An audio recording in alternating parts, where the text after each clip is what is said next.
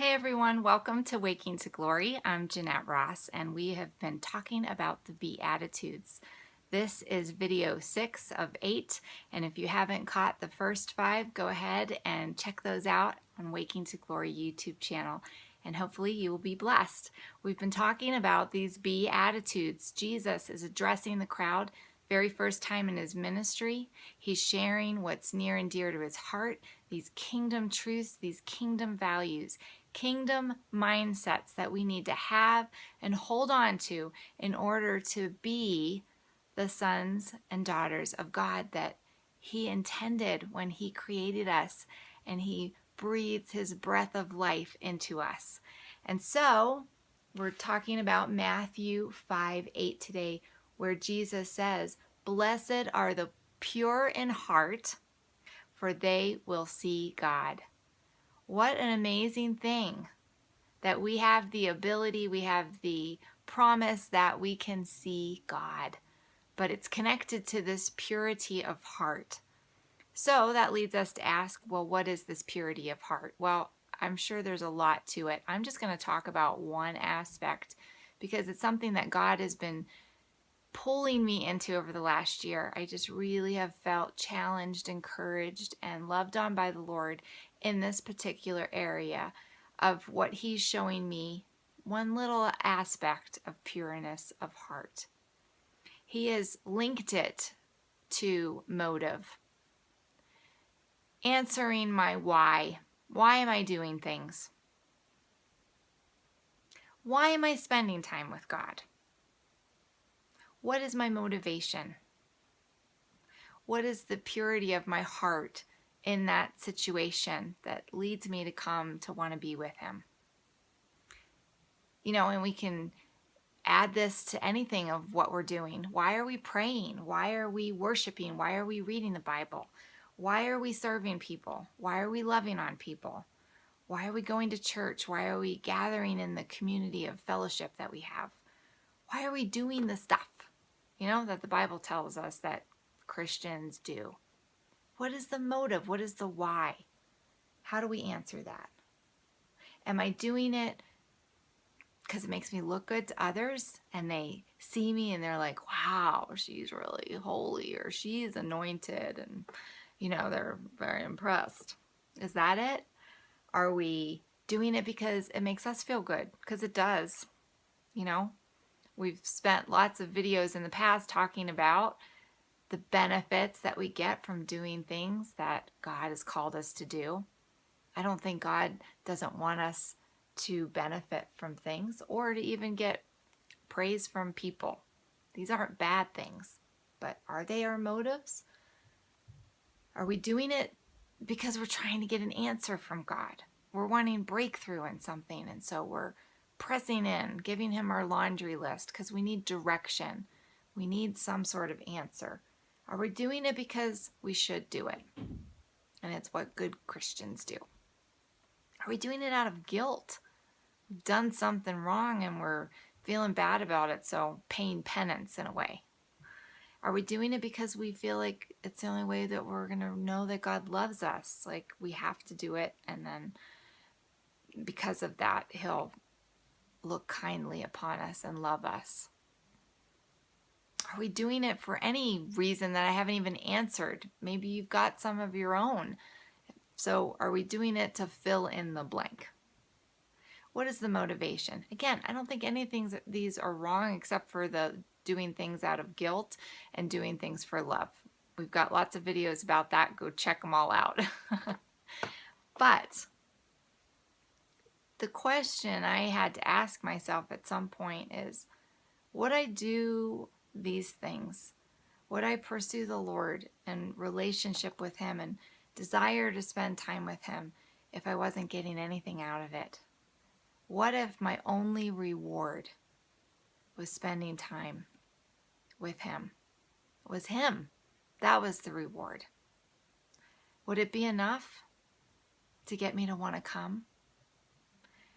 Years ago, I had this vision. I was in prayer, and I saw myself in this hallway with many, many doors. And I was going to the left and trying to open up doors.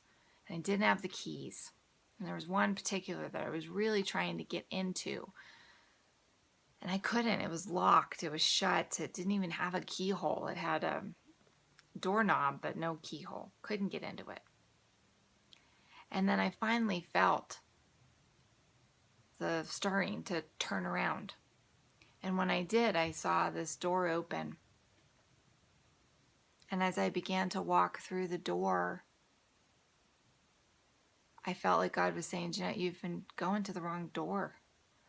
And I saw this huge pile of gold treasure. But then I looked to my right, and there was Jesus. And I was drawn to him. And I went and I just embraced him and got enveloped in his hug and was just being loved on by him. And then everything began to fade away. The treasure, the room, the door, the hallway. There wasn't anything except me and Jesus.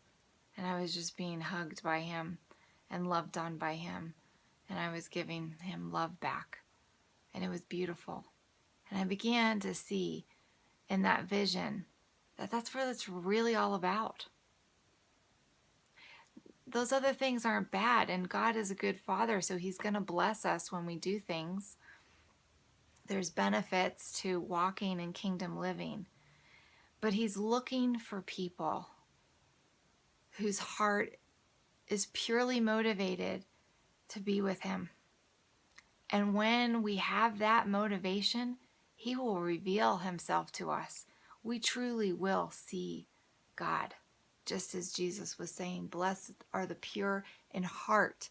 Blessed are those whose motives are focused on God, who are undeterred by other things, undistracted, not pulled in many directions, and not looking for what they're getting, but are just there because they're in love and they want to express that love, that heart of love to God. And those people, they will see God. You know, we have songs, and it's in the Bible where Moses is saying, God, show me your glory.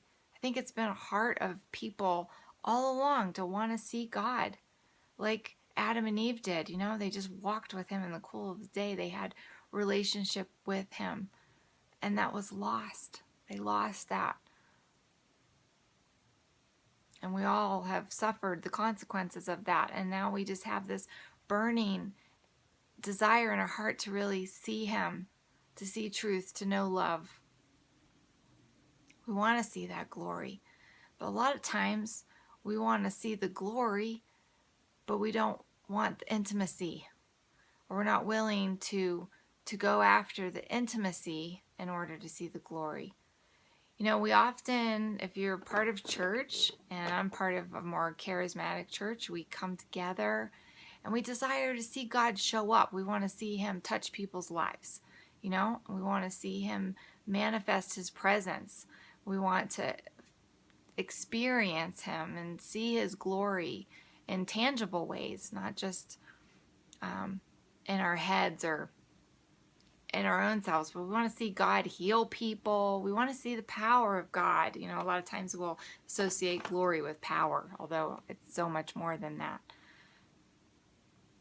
But, you know, God is gracious and he'll come and he'll do those things. But I personally believe that he will do them more if we are a people who are passionate lovers and intimate with God throughout our week.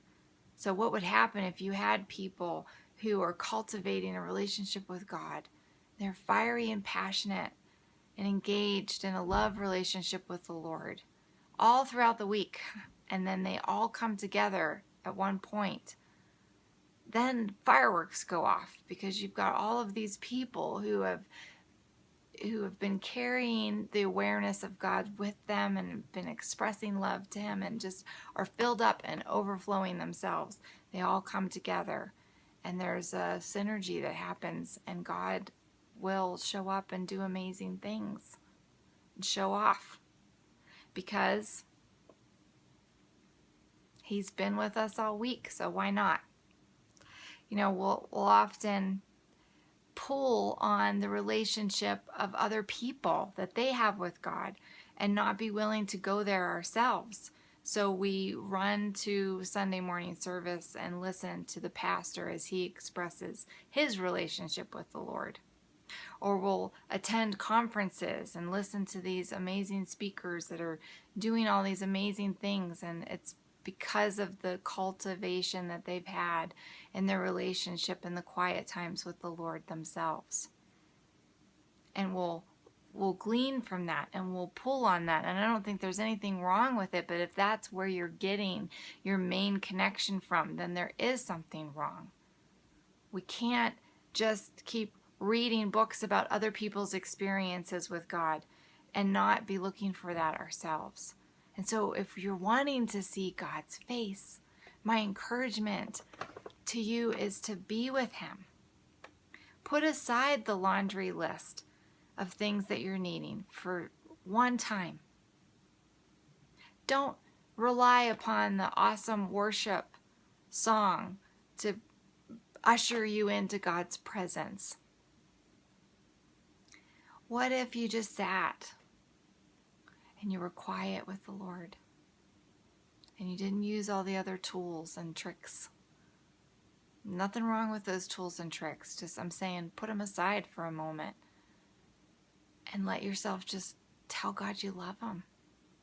And let that be the only motivation that you have in that time. Is, God, I'm just going to pour out my heart of love to you right now. Not looking to get anything. Again, not that there's anything wrong with that. But I think we would change. And we really would see God if we were coming with this pure heart of just wanting to be with him and wanting to love him. And what if we took it a step further and we asked God what was on his heart and asked him, God, what do you want to talk about today? What are you doing right now? And as a friend and as a lover, you're saying, I want to be a part of that. How might that change things? What clarity might come and later if you just let yourself just be with him and love on him? That's my encouragement today. God wants to show himself to you. He wants you to see his glory. He wants to be everything. He wants that whole list that we talked about later of, he wants you to receive accolades from people. He wants you to feel good about the things that you're doing for him.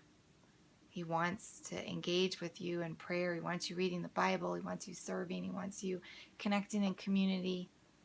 All of that. But he wants your heart first and foremost, above all. And so let that today be your motivation to just be with him and tell him that you love him. All the other stuff will come into place. Okay, be blessed.